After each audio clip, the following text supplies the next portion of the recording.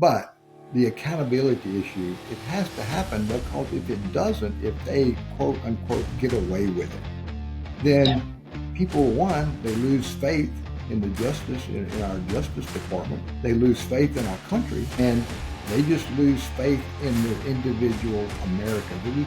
This is a country that was built on faith and trust, and we've lost that. I mean, right now in the doctor school, you see our approval rating is around 40%. Before COVID, it was 70%. What happened? People quit trusting us because they knew the answers that some of our physicians were giving them were not right. You're not quite down on lawyer level yet, but it's time to rehabilitate, Doc. We're trying to get there, but you do that. Some of y'all are trying to get there. You do that one patient at a time. Yeah. That's the way you restore trust. And again, there's going to be hard questions that the patient's going to ask you. That's what we're supposed to do. Take the hard questions, give them an honest answer. And hey, if we can't answer, I don't have all the answers. Nobody does. Be honest and say, I don't know, but we're going to try to find out for you. Yeah.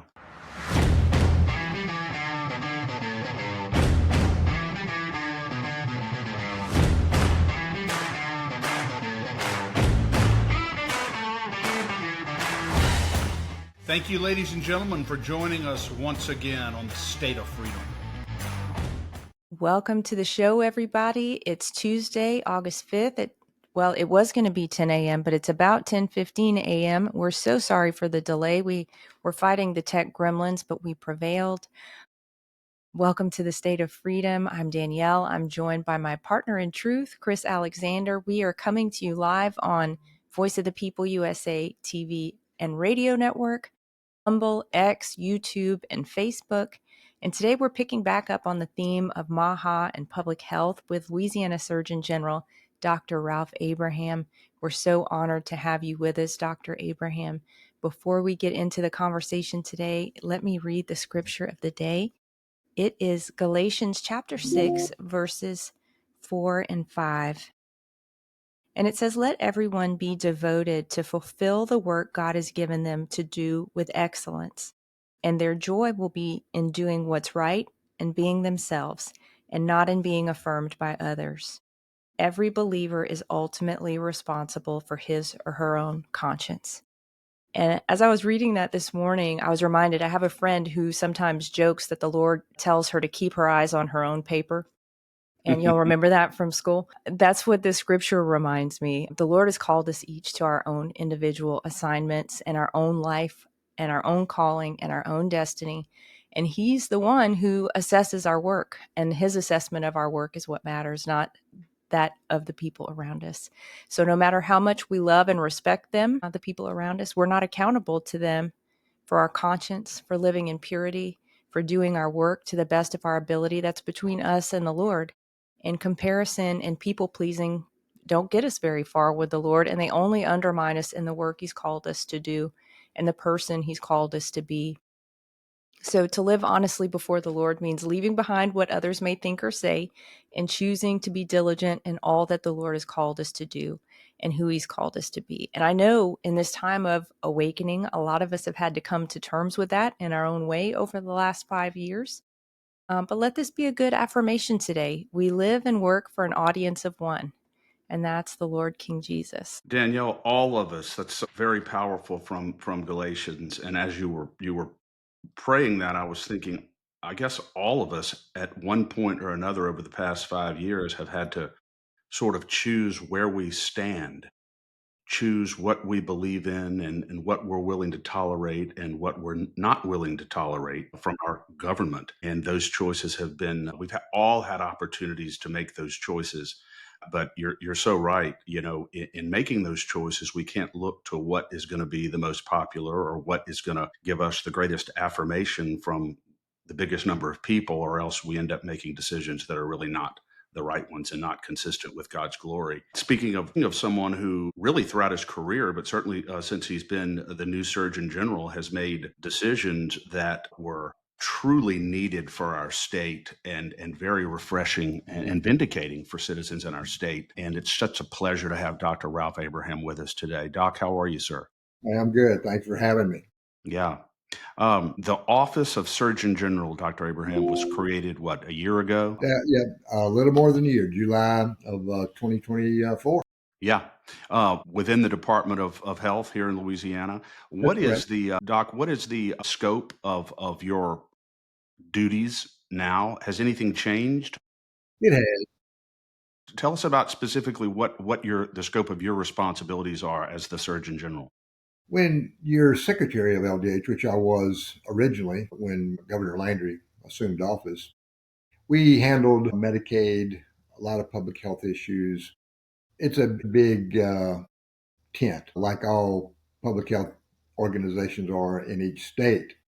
The Surgeon General, basically two or three major rabbit holes that we control. Public policy, health policy, not only for Medicaid, but for the entire population of the state.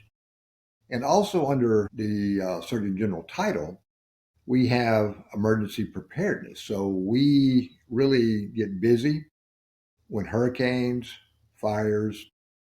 Unfortunately, in Louisiana, we had an ice storm last year. Go figure that. Crazy. But whenever you get these natural or even man made disasters, the Office of the Surgeon General then comes to the forefront.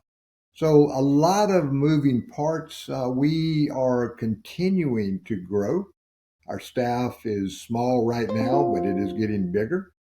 The governor is allowing us to expand our footprint in the health sector. So, we're looking forward to it. I think we can do a lot of good. I know we're going to talk a little bit about the MAHA movement, as we should. And Louisiana, with Governor Landry, President Trump, RFK Jr., we are leading the nation right now in this MAHA movement. And I'm very proud of that. Would you Yeah. talk about that a little bit? I know that RFK Jr. came for a visit, and Yeah. we touched on it with Dr. Coleman last week, but we didn't get into too much of it. We'd love to hear kind of your sense of his visit, some of the highlights, and his impression of how Louisiana's doing when it comes to the MAHA agenda. Well, Dr. White is what we call him, Dr. Coleman. He's phenomenally smart, a brilliant surgeon, and we're lucky to have him lend his talent to the public service of Louisiana. We had never met him per se, but he came down, and the governor, of course, knew him pretty well, as he knows the entire administration very well up in D.C. And it was a meeting, certainly of minds, mine being the least of the crowd there. We had met with Pennington Biomedical, which is a huge research firm in Louisiana, but it also has national and now global, uh, fingers that it's touching across the globe. They're doing great research on obesity, on this MAHA movement, food, nutrition, all those things that are incorporated under MAHA. So RFK Jr. came down and certainly wanted to see what was going on, meet the players, look them in the eye. We had a press conference because of SB Bill 14, MAHA bill, that was authored by our great Senator McMath, a great bill. And that set the tone, but it also set the wheels in motion for that first big step that Louisiana was taking to get in front of this movement. And it is truly a national movement right now. We sat down, we had the press conference, and we sat down with Secretary Kennedy for lunch. Had some wonderful people in the room, talked about a lot of What was things. on the menu? Of course, it was very heart healthy. Yeah, you could choose from fish. There was some meat, but it was very lean. Certainly green vegetables, some fruits. The dessert was very, very small. I'm a dessert guy. It was good, just not enough of it.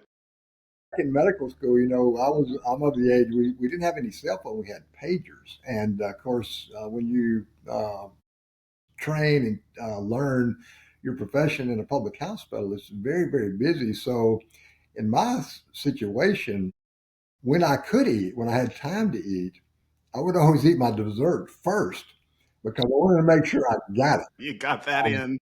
I got that in.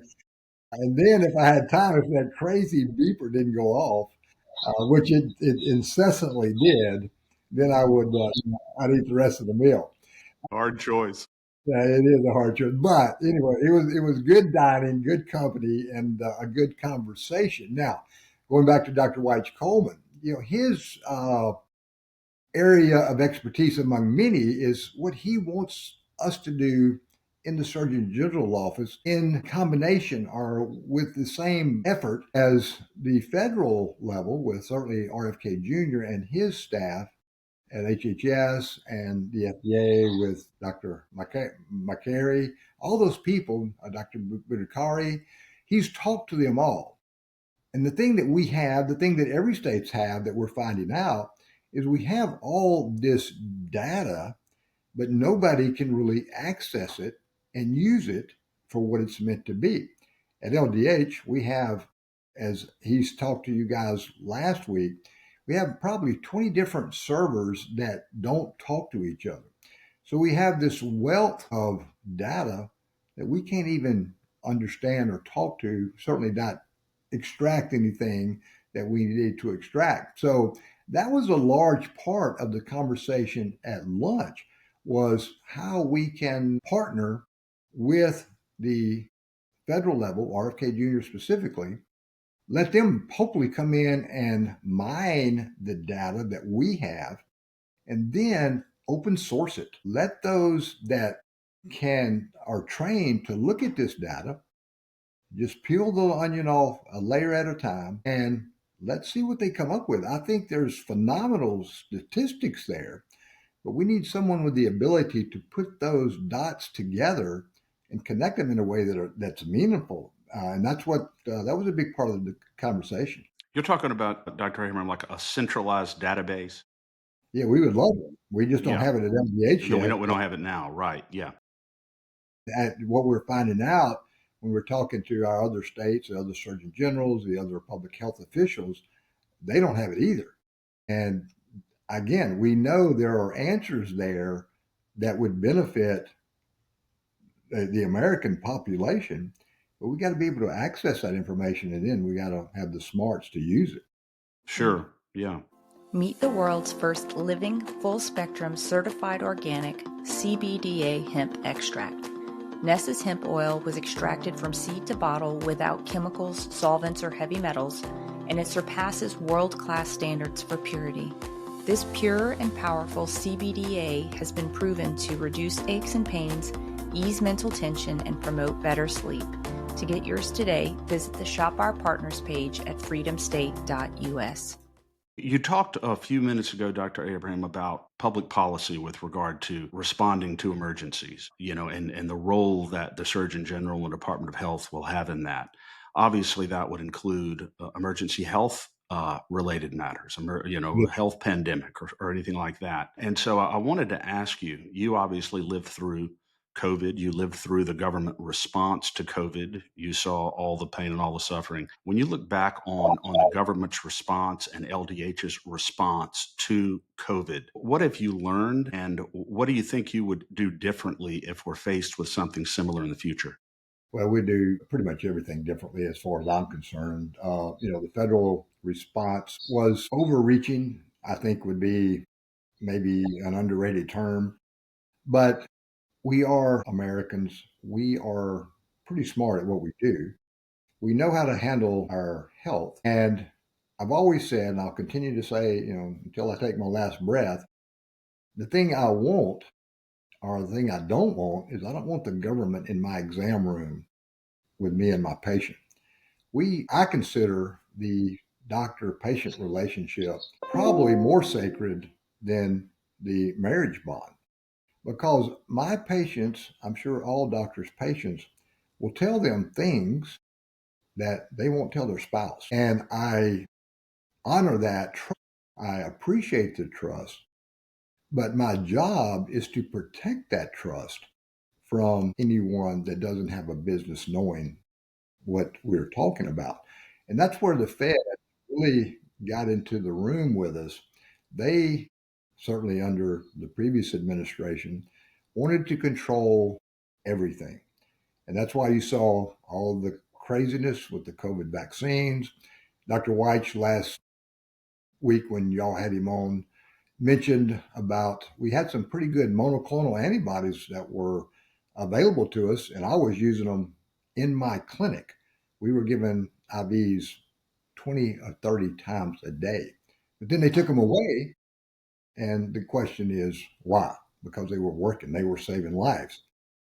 I was one of those physicians that we use the hydroxychloroquine, we use the ivermectin. We saw what worked and we used it, but the government did not like it. And to the prior conversation with Dr. Coleman, there were concerted and coordinated efforts by the government to not allow us to, or not allow my patients to fill the prescriptions that we wrote. Yeah. And what happened, Dr. Abraham? We've heard stories of doctors who actually suffered reprimand and serious reprisal from medical boards for practicing medicine and doing what they thought was in the best interest of their patients. And to be honest with you, that to me will be one of the lingering failures of the COVID response of the government. And I thought it was absolutely disgraceful, It, that doctors' reputations, professional reputations, and really their livelihoods would be threatened because they're simply trying to act in the best interest of their patients. no, you're correct. They were threatened. We have letters to document and prove that it did happen, not only once, but a lot. And these were by those federal or those national medical boards that probably none of those doctors on those boards were seeing the patients that we were seeing, certainly with the significant illnesses that we were seeing from the COVID pandemic. Yeah. I mean, these were very, very sick patients, but let us do our job. Tell anybody that'll listen to me, if you want to debate care with me, come in my exam room with me, see that patient, and then we can differ if you want to, but I'm still treat the patient. Yeah. Yeah. And it wasn't just the medical boards, it was the conglomerates, these medical corporations, the hospital systems as well. Is there a movement maybe to decentralize from some of these mega corporations that are quote unquote healthcare systems and maybe move back to a country doctor model that I think, where people can get the attention they deserve? I would love to see it. I don't see it happening a lot. We talk about it, but as you see, even physicians and physicians groups are now owned by hospital systems. And that goes directly counter to what we're talking about here. We want individual freedom. We want individual decisions. We don't want that collectivism that we all talk about, because that's what's happening now. They put everyone in a herd, give them the same treatment, and expect the same outcome for every patient. That's not going to happen. It has never happened. We can go back in history to the flu pandemic of 1918, 1919. We repeated all of the mistakes that they did back then, and we had history to look back on. But as we all know, history unfortunately repeats itself. Yeah.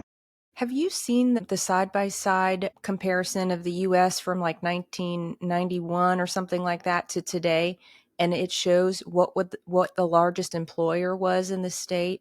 I think it was either the largest employer or largest industry. And by and large, back then it was agriculture, That's right. even in the early 90s. And now it is healthcare. That's right. That's right. That's, The corporations own it. As we all know, the pharmaceuticals are some of the biggest companies in the world, not just in the nation. And when you have those vested interests involved, then you get the bias. And bias in medicine should never exist. It shouldn't Yeah. exist in anything. But when you're talking about somebody's life in your hands, you don't want bias. You just want objective data. You want that patient to be taken care of fore and foremost. And again, get the government out of my exam room. yeah. And I was mistaken. So it was manufacturing and retail back Well, then. yeah, And this is now, I but think, you're yeah, right. healthcare. But Danielle, you're right. In Louisiana, I can assure you, it was agriculture back then. Yeah, for sure. because we're an agricultural state. We still, when I was in Congress, my fifth congressional district was one, if not the first or biggest row crop district in the nation. So, for farming for us, cattle, corn, soybeans, rice, cotton, you name it, still a big chunk of what we do, but not nearly what it used to be. Yeah. Your explanation here, Dr. Abraham, about doctors being controlled by, the big hospital systems, in what they can do, what they can prescribe, and the regimen they can impose. I have an example of that. I won't mention any names, but our son's pediatrician during the height of COVID was encouraging every patient to get the COVID shot. And even well after it was determined, the potential adverse consequences of it, not to mention the fact that healthy kids don't need the COVID shot. But I asked him. I said, we talked about it a little bit. He said, I don't have any choice. My hands are tied. I have to promote this because this is basically what we're being told to do, either in the form of financial incentives, the more COVID shots we give, or simply, the veiled threat of some kind of retaliatory action if we don't. And I was just stunned by that, Dr. Abraham, that type of intrusion would exist in what you said is truly perhaps the most sacred relationship that exists on earth. For me, it is. And it's never the who, what, and where. It's always the why of any question that's important. And the question is, why did the federal government want that to happen? I've thought about it, I'm sure, like everybody has, late into the night, looking at the ceiling, staring at the ceiling when you can't sleep. The only thing I can come up with is control. They wanted control of our lives, and we almost gave it to them. Thank God for President Trump. Thank God for Jeff Landry. Thank God for free thinkers like yourselves. And so, we've got certainly some great docs out there in the healthcare profession that do push back against the headwinds that we all face. And believe it or not, we still face on a daily basis from the some in the previous administration. Under President Trump, it is 1,000 times better. Now that we have RFK where he's at, Dr. McCary, Dr. Buttigieg, all those people were, I think, finally getting some common sense back into the equation and basing decisions on data and not conjecture. Yeah. Well said. I asked Dr. Coleman when he was on the show about a bill that Representative Kathy Edmonston brought a couple of years ago. And after I told him how unfortunate I thought that a bill like that would even be necessary, I asked him what his thoughts were on it. And it was the bill that would have simply codified the prohibition against any medical licensing board or any regulatory authority of any source from interfering in the doctor patient relationship or engaging in any sort of retaliation or reprisal for a doctor simply for prescribing off label medications that are FDA approved for a use for which they're not specifically authorized. And I thought, Dr. Abraham, that doctors have been doing that forever We within the have, context of their professional judgment, and yet they weren't being allowed to do it. And so, I thought that bill was necessary, unfortunately. yeah, it's crazy that, you have to go to that extent just to do what you're trying to do. And to your point, Chris, we have always, doctors have, we will continue to use drugs off label because two reasons. One, they're safe, and two, they work. The way it works in getting a drug approved by the FDA is monumental paperwork, lawyers, takes years, and it takes millions and millions of dollars. So what the drug companies do, they just go after the one thing that they want that drug approved for, although they know there are others that it works for. And again, that's just a very common part of medicine that we do. We understand, the patients know, we know, and we have that conversation. But again, that conversation is between me and my patient in that exam room. And if we decide, if my patient and I decide that this is the best course of action, I don't want anybody telling me different. Get out of my way. Let me treat my patient. And if we have a bad outcome, that's on me. I've assumed that liability already. And we've had that discussion. So we're grown-ups here. Treat us like that. We're professionals here. Treat us like that. And I can't say it enough. Just get out of my way. Yeah. Yeah, and I think based on the conversation about the conglomerates, that is probably still very much necessary if it would get the corporate aspect of it out of medicine, out of the doctor's ability to prescribe for their patient. Well, Dr. White and y'all had a great conversation last time, about third-party interference in medicine. Yeah. And it does need to go away. There are so many people with their fingers in the pie. And the pie for them, of course, is money. Yeah, We don't. it always seems to come down to money. Two things I've noticed about this, Dr. Abraham, it always seems to come down to money, number one, and more often than not, it seems like the regulators, the people who are regulating the practitioners, whether it's in law or in medicine or whatever it is, very often have never set foot inside of a doctor's office, very often have never treated a patient. I think that's just truly unfortunate that the people who are telling you what to do have never done it. Yeah, that would be like me telling some train engineer how to drive his train. I don't have a clue. Exactly. At least I admit I don't have a clue. Well, I'm going to let him drive that train. I don't want to drive the train. Right. Yeah, I think it's in your best interest to admit that you don't have a clue in that situation. So, we've got to allow those that are trained to do their job. And it's difficult because what we're talking about right now, this corporate influence, this third party influence, this insurance influence, these pharmaceutical influences, I mean, they never end. But again, I go back, and I hate to say it, but I think it's very true. Most of the time it's about the money. I've always told my patients, we jokingly, they say, if they make a comment, oh, you're just a doc, got plenty of money. I tell them, you know, you've never seen a poor doctor if they're willing to work. You got to go to work. You've got to see patients. You got to put your boots on every day. And just like the rest of the population in the United States of America, you got to do that 8 to 5, and it's usually longer than that, but you've got to put the time in. And these corporate entities, these third-party entities, they're not willing to do that, but at the same time, they want to influence what we do. Yeah. Yeah. And squeeze. And Squeeze. squeeze you. And squeeze you. There's a oh, go ahead, Danielle. I can ask him after. No, it's fine. I was just going to say, with regard to experience, we saw that the Surgeon General of Florida has come out and made, over the last couple of years, probably starting in 22, some pretty strong statements against the COVID vaccine, specifically the mRNA vaccines. Has your office made any similar statements or recommendations for the people of Louisiana? I know the time is different. Obviously, we're not in the throes of, but has your office come out specifically on those issues? I mean, absolutely. We're Dr. White and I are both, and certainly at the office itself, everyone knows we are no fans of the COVID vaccine. Dr. Ladapo in Florida is doing a wonderful job. We've had good conversations with him and his staff. We would, love to pair, and we've talked about pairing up and putting out joint statements with these vaccinations.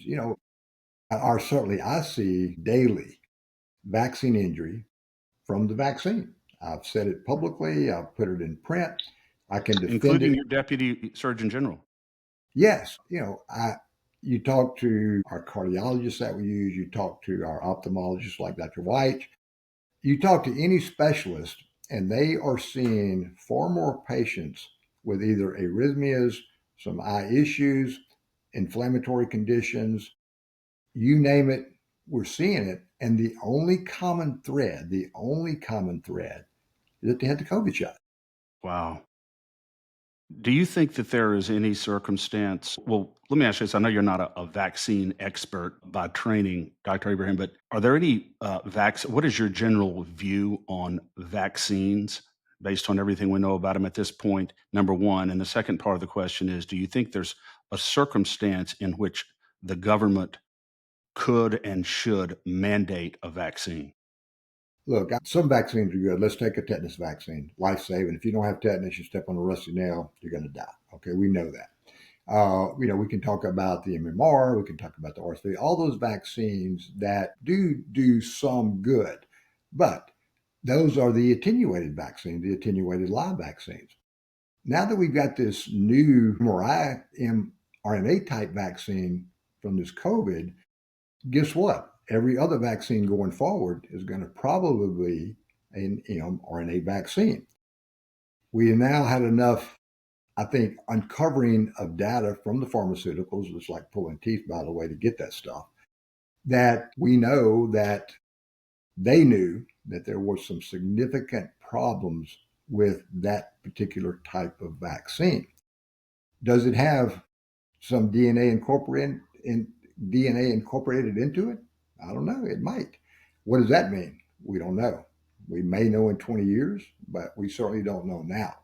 But what we do know is that this is a new type of vaccination that hit the market untested like most vaccines historically have been. They gave it to literally everyone on the planet, not just in the United States. And now we are seeing the results of that in so many ways. And I've got so many people that come in daily in my clinic when I practice that have these very vague symptoms: chronic fatigue, brain fog, certainly the arrhythmia, certainly the joints are hurting, things that they never had before, but now they do. Yeah. Strong circumstantial evidence, isn't it?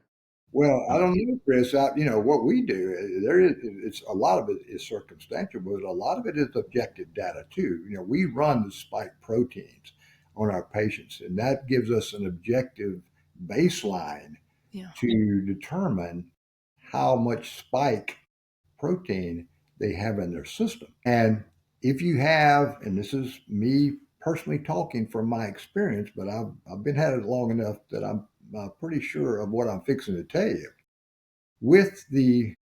If you had the COVID disease, you're going to get the spike protein, but it's not to the level that the vaccination calls, and it doesn't seem, in my experience, to stay in the bloodstream as long. I've got patients right now whose spike protein, they got the COVID shot, they may have got the first one, the booster, maybe the third one, that they have spike protein levels greater than 25,000. We don't know how much greater because that's as high as the lab test goes that we use. It could be 100,000. We don't know. But these patients come in and complaining of a lot of different symptoms, and heretofore had never had that problem before. Are you having success with detoxing those patients from the spike protein? A little. Now, Dr. McCullough, as we all know, great guy, love him to death, talked to him. We had him down to Baton Rouge, testifying on some bills, some legislation that we were trying to get through. He's put out a paper, and I certainly follow what he does, and I read a lot of what he does almost on a daily basis. We have had some with the nattokinase, the curicum, and those types of products.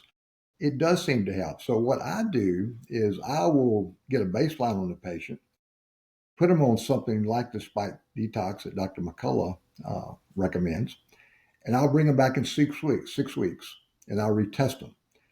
And what I can tell you is about 95 to 96% of the time, that spike protein has gone down a lot. And more importantly, the patient feels better. Yeah. Wow. That's wonderful. so there is some light at the end of the tunnel there. I think there is, Uh, Chris. We're getting there, but this is pretty still much a new science here, a new frontier. And sometimes we're just kind of figuring it out as we go, but hopefully we're figuring it out in the right way. yeah, I think so. We know we know our state's in the right hands with you. We hope others are too. Appreciate But I guess anecdotally, Dr. McCulloch, I think, would be a perfect example of of a brilliant doctor who's done so much good for people who fell under the weight of an oppressive government and a that. Yeah. oppressive pharmaceutical and medical industry, and was treated severely, treated horribly, and yet continued to fight, continued to move forward. So he's just an example of one of the things we're talking about here. Thank God he's strong Yeah. and has great conviction.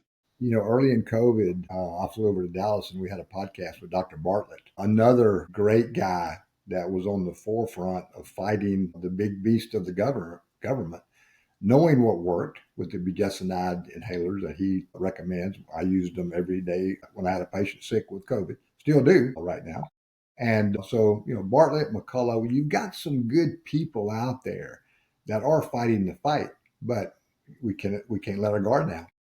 Not at all. We have Dr. Abraham, there's a law in Louisiana now. One of our listeners asked me to ask you about this, and this goes to the doctor-patient relationship.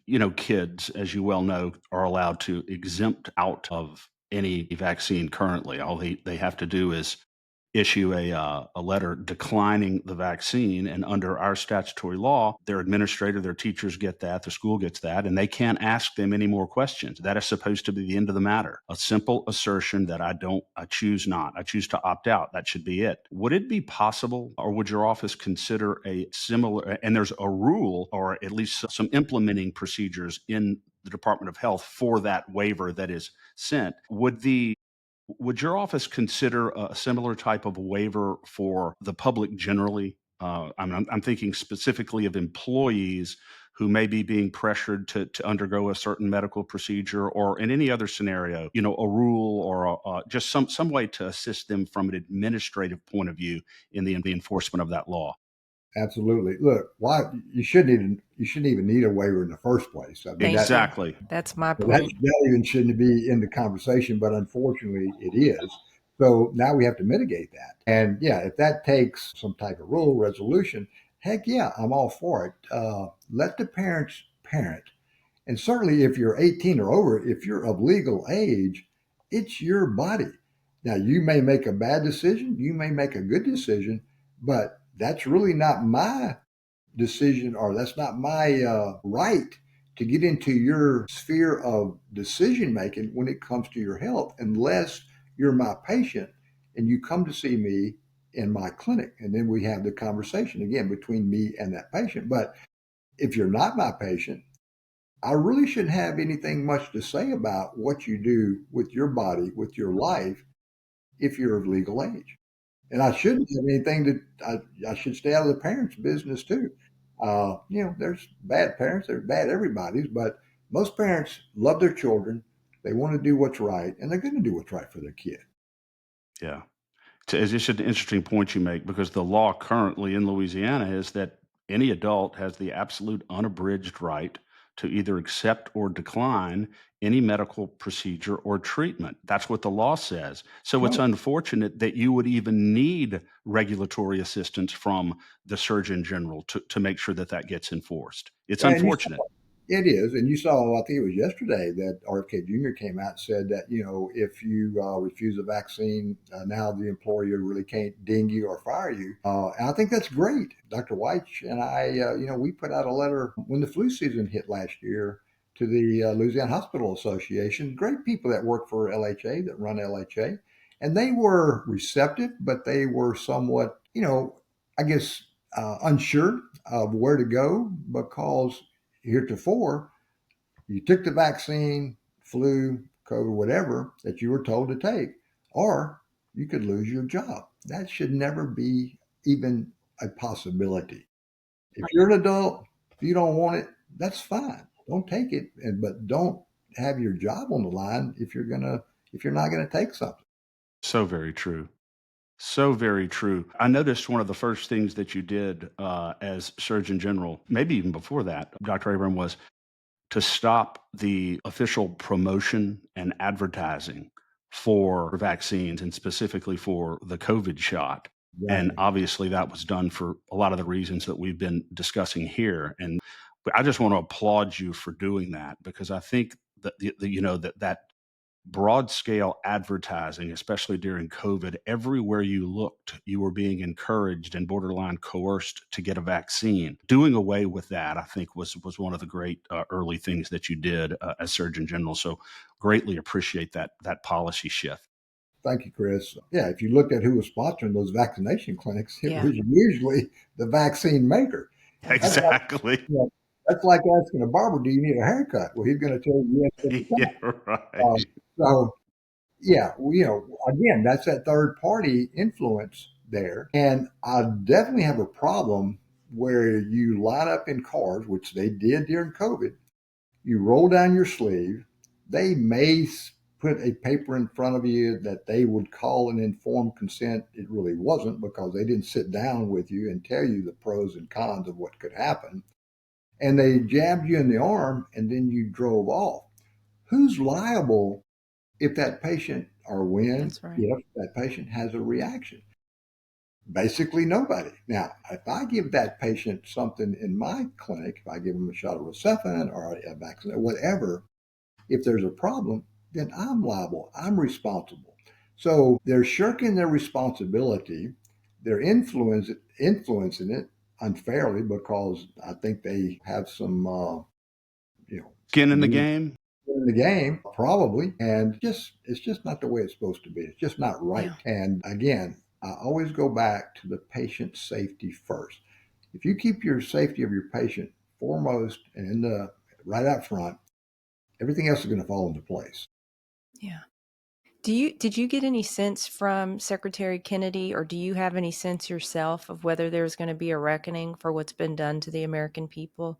We Because did so much informed consent has been completely ignored. agree. People have suffered so much. So many have died needlessly. It goes on and on. Danielle, we didn't talk specifically about that. It's a great topic I would love to have with him and his staff downrange. But yes, somebody needs to be held accountable. You see what's happening now with this RussiaGate. I hope they get them. That You and you me, know, but all Mhm. three of us are those on the are the same page on that. I mean, they truly tried to take down a president that was duly elected. And, we can talk about politics all day long. We're talking about medicine here. But the accountability issue, it has to happen, because if it doesn't, if they quote unquote get away with it, then people, one, they lose faith in the justice, in our justice department. They lose faith in our country, and they just lose faith in their individual Americans. And this is a country that was built on faith and trust. And we've lost that. I mean, right now in the doctor's field, you see our approval rating is around 40%. Before COVID, it was 70%. What happened? People quit trusting us because they knew the answers that some of our physicians were giving them were not right. You're not quite down on lawyer level yet, but it's time to rehabilitate, Doc. We're trying to get there, but you do that. Some of y'all are You trying to do get there. you do that one patient at a time. Yeah. That's the way you restore trust. And again, there's going to be hard questions that patient's going to ask you. That's what we're supposed to do. Take the hard Yeah. questions, give them an honest answer. And heck, if we can't answer, I don't have all the answers. Nobody does. Be honest and say, I don't know, but we're going to try to find out for you. Yeah. And there's certainly no one in a better position to do the right thing and to know what the right thing is than the doctor who's sitting 5 feet from the Right. patient. And That's right. you would think in a different day and age that would be axiomatic, that would be just common sense. But unfortunately, we're having to fight big Goliaths that have a very different agenda Yeah. Well, than the they were one that the doctor and the patient have. I mean, they were treating the big Goliaths, the third parties. They were treating the Yeah. patient like a snapshot. A patient is a whole photo album. They've got a history. They've got underlying conditions. They've got this. They've got all this. They got family history. They don't take that into consideration. We do as physicians because we have to. That's our job. But that matters is how we treat every patient as an individual. Yeah. Very true. The let's talk for a minute about the SNAP Yeah. benefits. Okay. Dr. Abraham, here in Louisiana, a great event happened yesterday. I think Louisiana became what the 5 or 6 states yesterday it was announced on. So I think maybe the total number of states now who have done it are 16, 17 states, but essentially it is the state waiver seeking to exclude all of this garbage, this toxic dyes and everything from the kids' diets was granted by the Trump administration. So that's a big win for you and a big win for Louisiana, huh?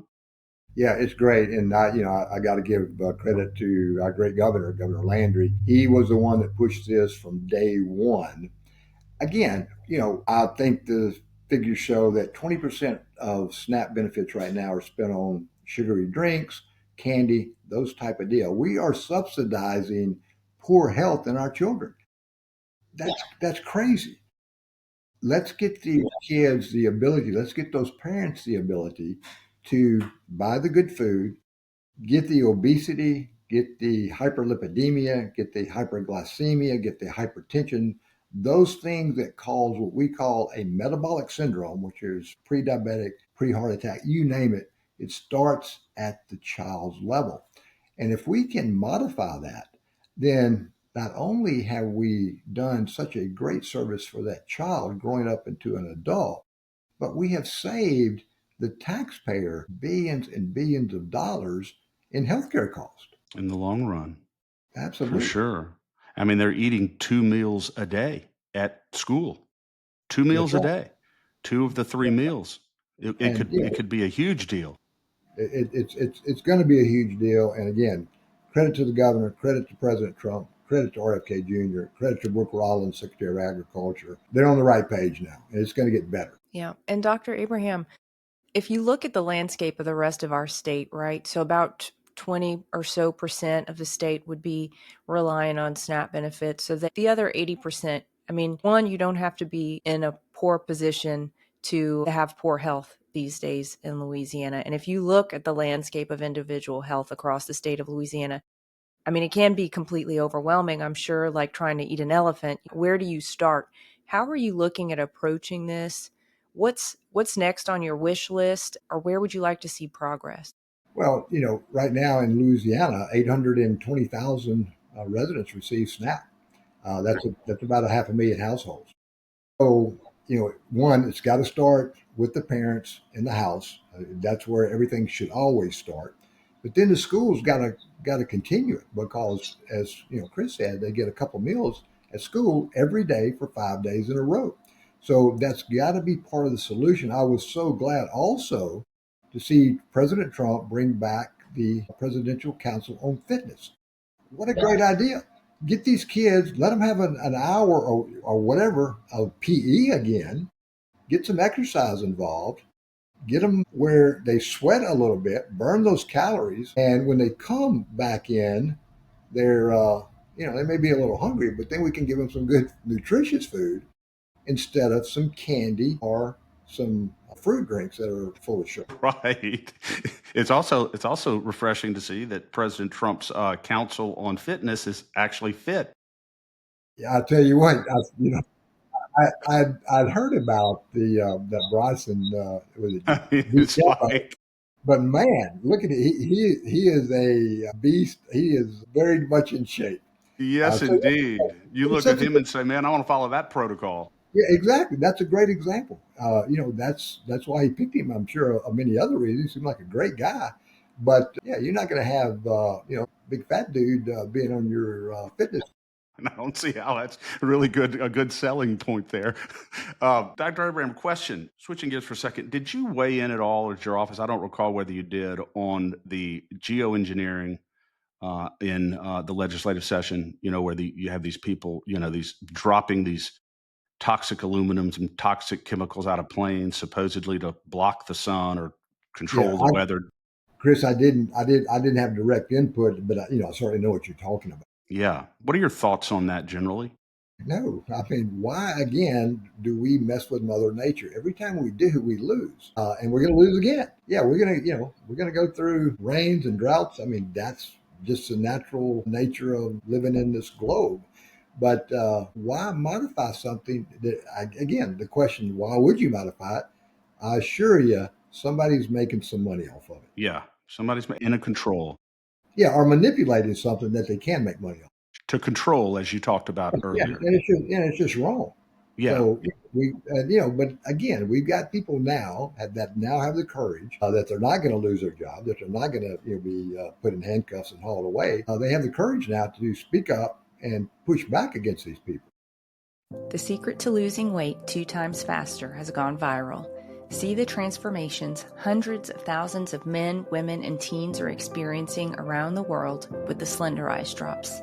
These homeopathic hormone balancing drops are proven to control appetite, support thyroid function, improve energy, boost mood, and increase metabolic rate. To learn more about the drops or other incredible natural wellness and lifestyle products, email me at danielle@freedomstate.us or visit the Shop Our Partners page at freedomstate.us. Yeah. Bill Gates, Danielle was telling me this pre-show, Dr. Abraham, Bill Gates recently received federal approval for synthetic RNA on crops as a pesticide, and was able to secure quick approval because it was classified as a biologic and not a pesticide, but it's a synthetic RNA. Does that concern you? And what Absolutely. can we do here in Louisiana to protect against that? We just can just shout to the heavens and Yeah. just just as and there where that may be one thing where a collective effort is good as opposed to medicine where collectivism is not good, the individual is. But there is strength in numbers, and if something like that is happening with Gates or anybody else and we find out about it, I think it's up to us, but it's our duty to call them out and say, hey, where are you going with this and why are you doing it? Yeah. Yeah. And even on a related topic of like Roundup and this new super Roundup that's supposed to be a lot more toxic than the original, I've been thinking about, is there something Louisiana can do as a state? I know it would be a lot easier for everyone if the playing field was immediately leveled by the federal government, because our farmers here would feel like we're putting them at a disadvantage because they're going to have to work out a new solution. Has your office thought about that, talked to farmers, worked through any of that stuff? We've thought about it, Danielle. We haven't really done anything yet because it's such a big beast nationwide, It globally. is. And it's going to take definitely a concerted effort with each state Department of Agriculture, the 50 states, but even overseas, people have got to start really looking at this and talking about it and seeing what the solution is. It's not going to happen overnight, as you said, because it's been ingrained in our agriculture community, for decades. And that's the way we farm these days, and that's the way we have to farm. But if there's an alternative that is better and safer, well, certainly I can assure you, every farmer in Louisiana, I can probably speak for every farmer in the nation, they have families too, and they want to do it the right way, the safe way, the best way, but we've got to help them get there. Yeah. Yeah, We no do. question about that. Do you have any, looking at your priorities, Dr. Abraham, it's important for our listeners to know. Do you have any specific suggestions, specific calls to actions that our listeners or citizens in Louisiana could be doing to help you to advance your agenda? Absolutely. If you see something, say something. You've heard that from the police, you've heard it from the fire, you've heard that saying over and over. Same thing in healthcare. We have a wonderful network of people across our state that they know that if they see something that they even consider is just not right, certainly nefarious, give us a call, email us. We actually take that very seriously because we're only, Dr. White and I are only two people. We have a great staff, great people working for us, but we need everyone's help. And we're asking for that. Just if something doesn't seem right, then it probably isn't right. Let us know. Yeah. Yeah. One final question, if you have a minute, Dr. Abraham. This past session, a bill was passed and the governor signed it into law. It was protecting our genomic material and data and kind of providing the parameters around storage, who can access it, forbidding any access to communist China. Is there any move in your office to do something similar for biometric data that's being collected through wearables or nanotech that might be used in precision medicine? These are some of the the next generation of data that would be pretty concerning and important to protect. No, you're right, Danielle, and we better be concerned about it because even with these glucose sensors that we have now that we put on somebody's arm, they have little stickers that get into between the cells and what we call the interstitial fluid, and that's why they measure your glucose levels. But if we can do that, we can measure anything in our body, and we don't know yet. 10 years from now, technology is going to be so advanced to where we are now. We better put some guardrails in. It's like this AI stuff. Nobody knows where it's going. So great point. Great point.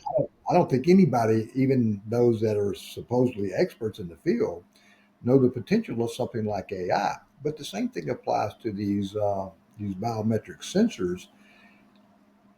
We can measure, if we can measure glucose today, then I can assure you anything the body produces, we can measure. Now, we can probably get to the point, we will get to the point where even our DNA can be measured. And if we see something in codes or DNA codes that are skewed or that can be modified, somebody's going to want to monetize it. And if we allow that to happen, certainly knowing what we now know, looking back 4 years with COVID, then shame on us for letting that happen. So yes, we have had that discussion.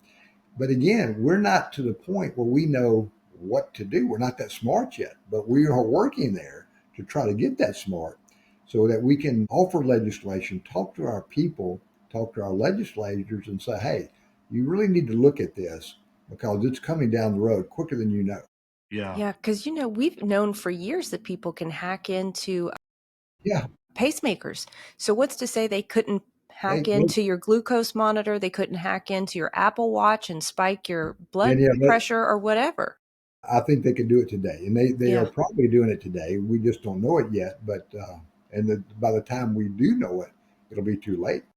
Yeah. Well, it's good to know that your office is aware of it, We are. and concerned about it and We engaged in are. it. And that is that's very comforting to citizens across the state to know that, because could get out of control very, very quickly. In a heartbeat, it could get out of control. Yeah, You know. absolutely.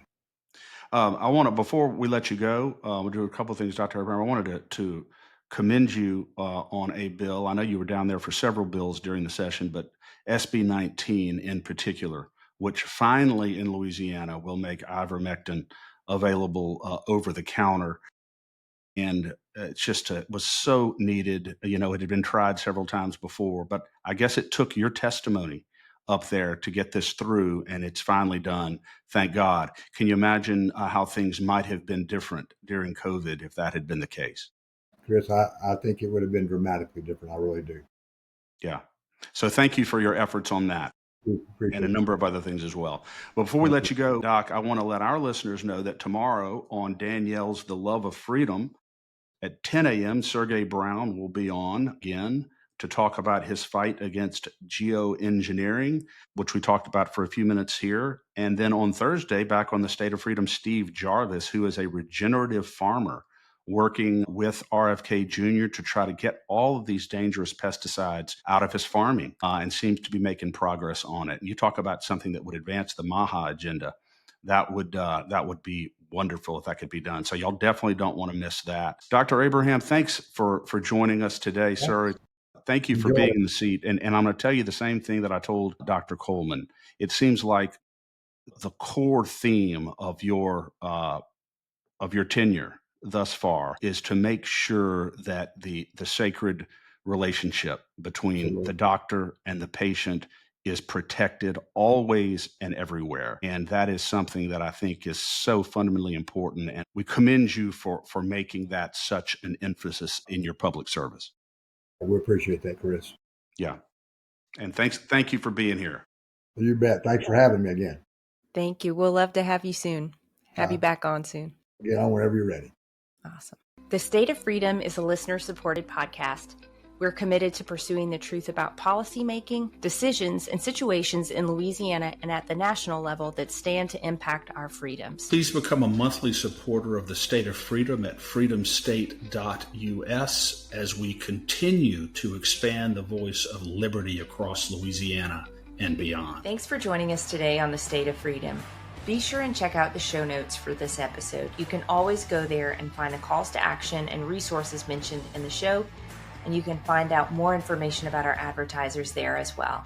If you want to learn more about us or support our work, visit freedomstate.us. To get involved with Louisiana Citizen Advocacy Group, visit lacag.org. We'll see you next time. God bless.